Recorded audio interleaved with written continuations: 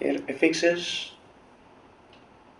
summation of x raised by n equal to 0 to infinity. So this can be written as x raised by 0 plus x raised by 1 plus x raised by 2 plus up till x raised by infinity.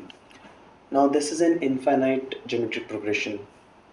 So we know that sum till infinity in case of infinite GP is first term upon 1 minus common ratio.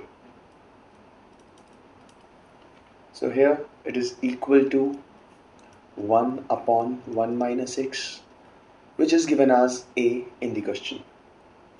So from here, if I solve this, value of x is coming out to be 1 minus 1 upon a.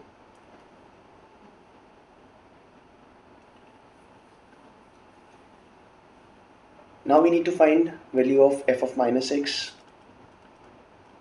which is equal to minus x raised to the power 0 plus minus x raised to the power 1 plus and so on till minus x raised to the power infinity.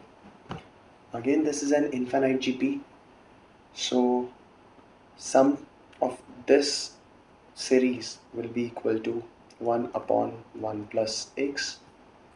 Substituting value of x from here, we can say that this will be equal to a upon 2a minus 1.